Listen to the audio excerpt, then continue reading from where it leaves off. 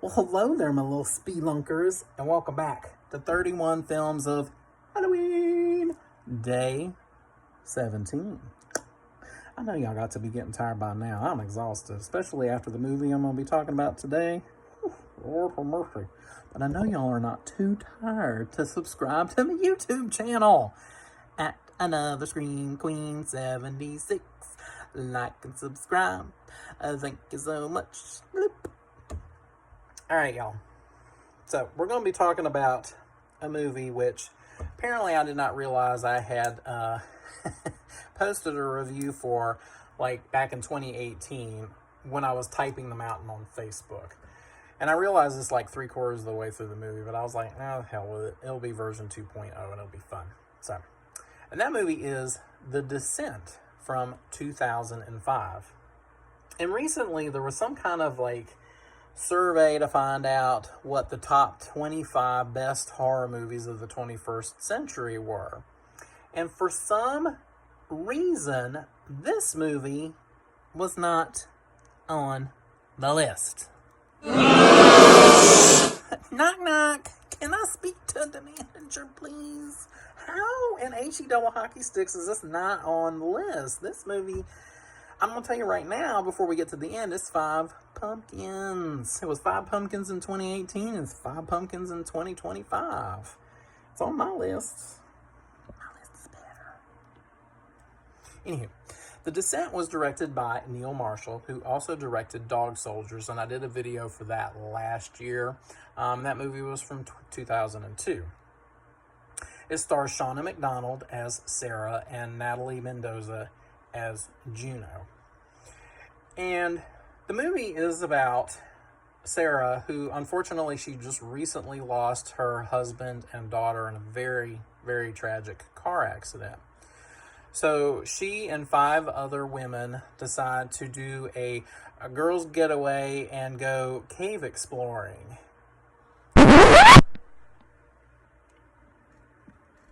Cave exploring? What? Why, y'all? Can't y'all go to, like, Cancun and drink margaritas and, I don't know, start a book club or something? But cave exploring?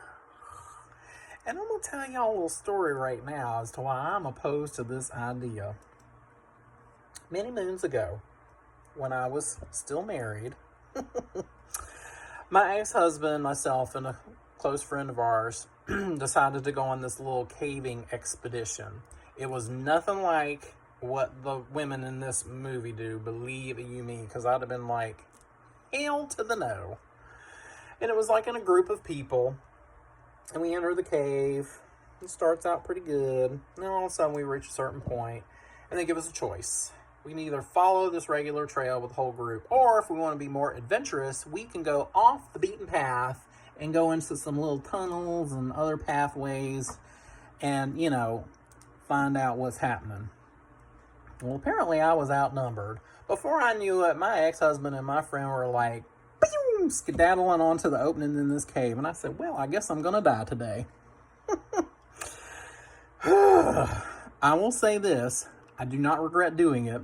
It was a very memorable experience. However, the entire time I was in there, I felt like one of these beasties was going to come out there and make a shish kebab out of me. I was like, oh, good God, how the hell do I get myself into these situations? I was so adventurous back then. I'm a lot more cautious now, but whew, Lord, never again. Not today, Satan.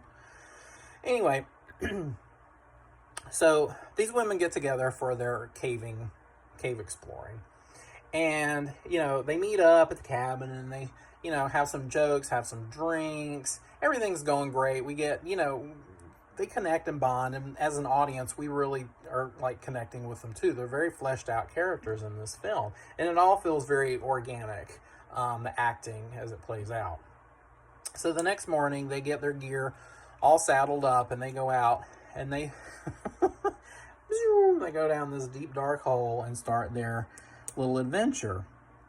Well, things are going pretty decent until, unfortunately, at one point when they're trying to go through a very narrow tunnel, this movie, if you have claustrophobia, beware, because man, oh man, I didn't do anything like that in my caving stuff at all, thank God. But yeah, the tight spaces are for real.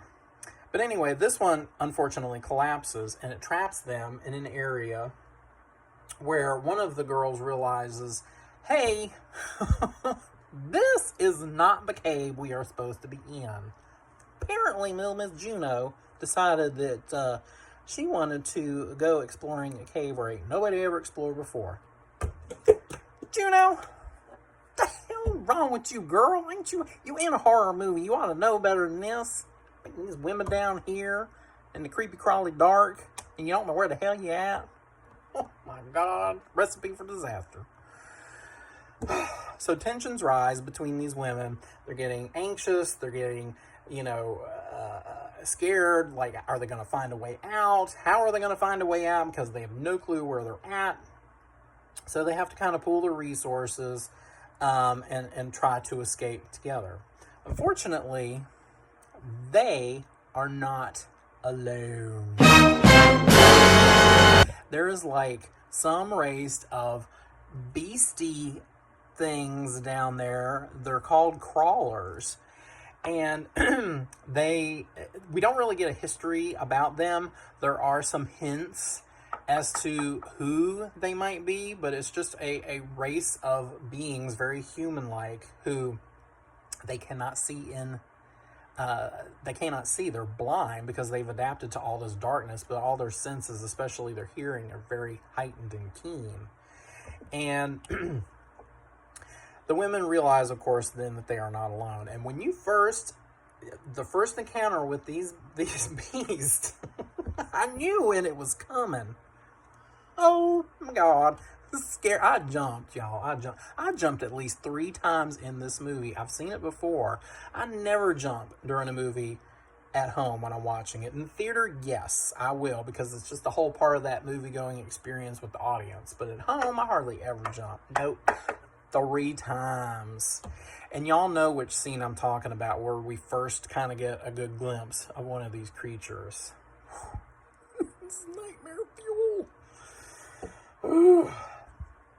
And speaking of the creatures, shout out to Paul Hyatt, who was actually the makeup and prosthetics director, who kind of created this whole effect. And apparently the makeup took about 3 hours to put on, and it is very, very convincing.